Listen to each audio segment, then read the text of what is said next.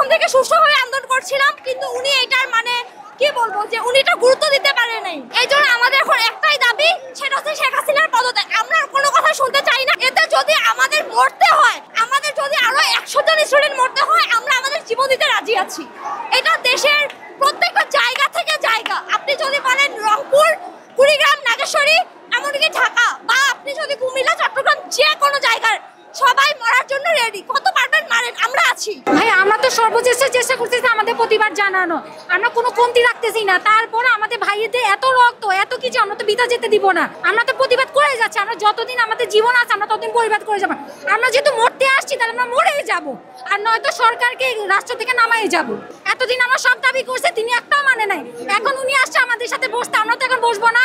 আমাদের এখন একটাই দাবি, এই দেশটা কারো বাপের না, এটা একটা গণপ্রজাতন্ত্রী দেশ। আমরা সরকার নির্বাচন করব, আমরা নির্বাচন করবো, দেশ কেমন থাকবে। এখন কেউ যদি আমাদের উপর জোর দাবি করে চাপায় দেয়, তাদের মনে রাখতে হবে আমরা 52 দেখে আসছি, আমরা 71 দেখে আসছি, আমরা এগুলো ইতিহাস শুনে আসছি, আমরা কিন্তু ভুলবো না। ওই রক্ত আমাদের শরীরে চলে, আমরা 24-এ সেটাই করতেছি। হ্যাঁ, আমার প্রতিবাদের ভাষা এটা, কারণ পশুর সাথে কথা বলা যায় না, ও মুখের ভাষা বুঝে না, আমি আমার মতো প্রতিবাদ করতেছি। কারণ আমি শিক্ষিত আর পশুর মতো পার্থক্য এদিকে। যে মানুষ তার প্রকল্প আর একটা মানুষের জানের ভিতর পার্থক্য বোঝে না, ওর লিডার হওয়ার কোনো যোগ্যতা রাখে না। শুধু একটা কথাই বলি, যে বাবা মারা আমাদের ছাড়তে চায়নি, ওই বাবা মারাই বলে যে আজকে তোমরা যাও তোমাদের অধিকারের জন্য।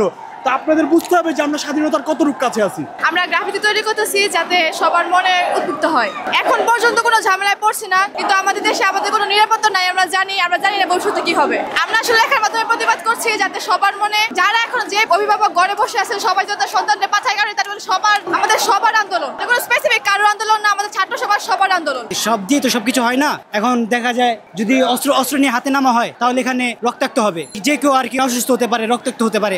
আমরা হাতে কলম খাতা নিয়ে নেমেছি, কারণ আমরা শিক্ষার্থী, আমরা কোনো স্বৈরাচার নয়, আমরা ছাত্র। 1, 2, 3, 4 হাসিনা তুই গদি ছাড়, এক দফা এক দাবি, স্বৈরাচারের পতন চাই, এক কথায়। আমরা লিখতেছি, মুখে যা আসতেছে মানে তার বিপরীতে যা আসতেছে তাই লিখতেছি।